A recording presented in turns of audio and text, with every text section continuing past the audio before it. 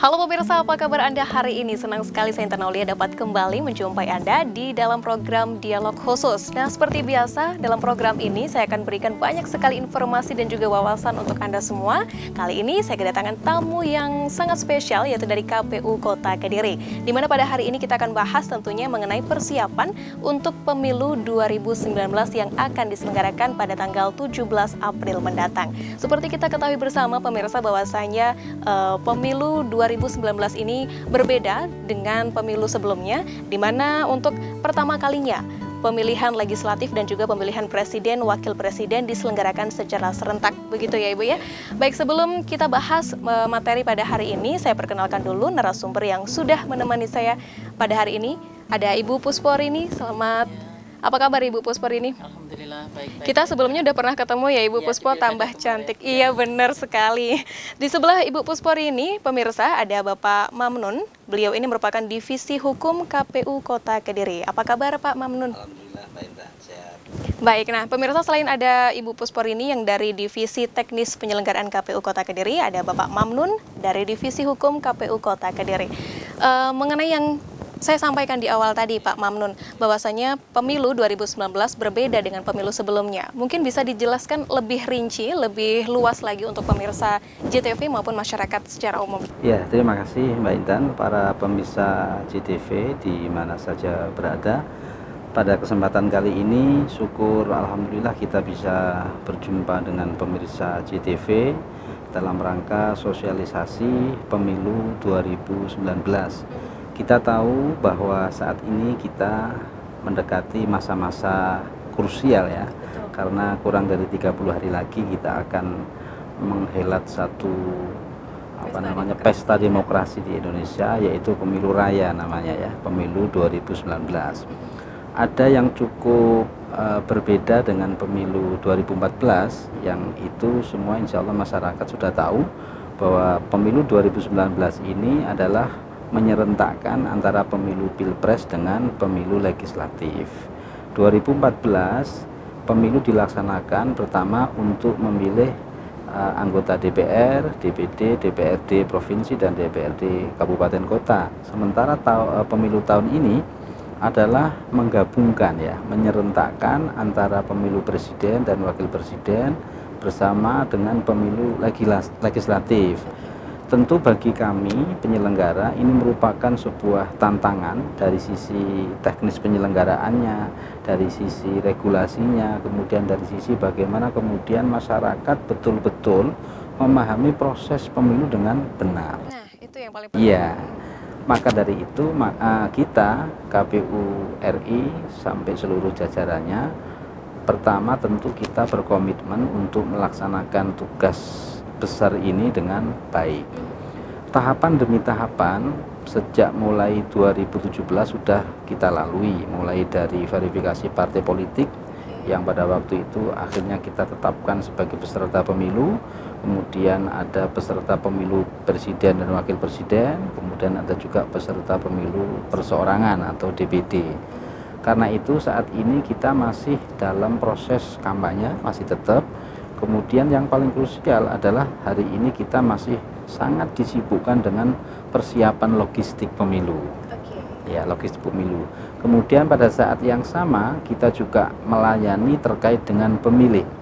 Pemilih itu kita tahu ada 3 jenis kategori pemilih. Ada istilah DPT, daftar pemilih tetap, ada istilah DPTB, daftar pemilih pindahan, ada istilah DPK. Singkat saja Mbak Intan, bahwa pemilih ini menjadi penting bagi kami dan juga bagi kualitas pemilu itu sendiri. Karena itu KPU sesuai dengan ketentuan undang-undang melaksanakan tugasnya. Barangkali ada sesuatu yang masih kurang, ini nanti tetap akan terus kita sempurnakan. DPT sudah kita tetapkan untuk di Kota Kediri, DPT kita tetapkan sejumlah 201.850, cukup besar ya. Iya, betul. Kota Kediri Mbak Intan ya. Kemudian nanti ada DPTB yang kita tetapkan kemarin itu 8.500 sekian. Nah, kemudian nanti DPK ini adalah pemilih-pemilih yang di DPT tidak terdaftar atau belum terdaftar, di DPTB juga tidak terdaftar.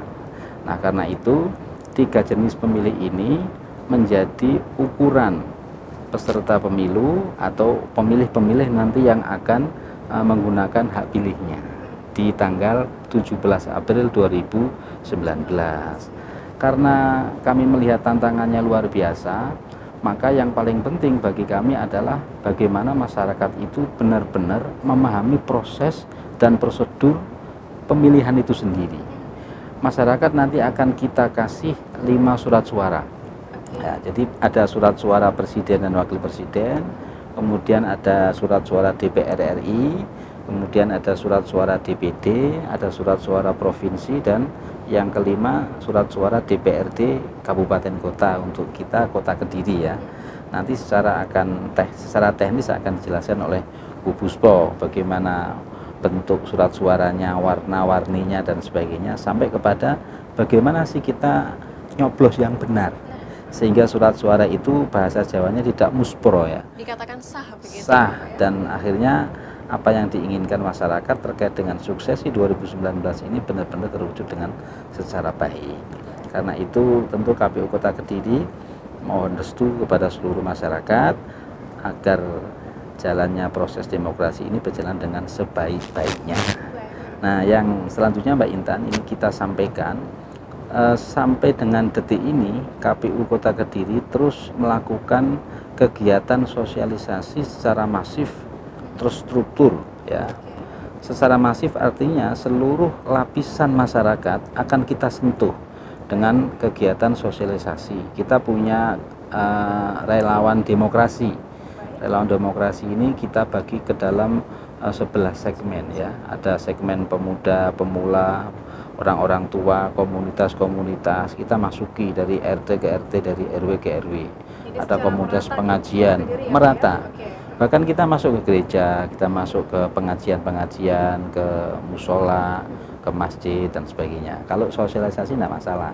Yang tidak boleh itu adalah kampanye di tempat ibadah. Nah, pada saat inilah kemudian di titik ini KPU merasa bahwa masyarakat harus benar-benar memahami proses dan prosedur pemilihan. Dan yang paling penting adalah pada saat nanti masyarakat datang ke TPS, segala sesuatu yang menjadi kelancaran pemilih itu sendiri harus diperhatikan ya. Misalkan jangan lupa kalau ke TPS bawa KTP. Kemudian C6-nya, surat pemberitahuannya dibawa dan sebagainya. Itu kira-kira gambaran pemilu 2019 ini dengan segala kerumitannya dan segala tantangan penyelenggaraannya, mudah-mudahan bisa berjalan dengan baik. Amin, baik. Jadi pelaksanaan pemilu 2019 dengan metode barunya punya tantangan tersendiri baik untuk KPU maupun bagi masyarakat. Baik, masih ada pembicaraan yang lebih fokus lagi nanti untuk pemilu 2019, Pak Mamun dan juga Ibu Pusporini. Untuk pemirsa, jangan kemana-mana, dialog khusus masih akan segera kembali usai jeda pariwara berikut ini.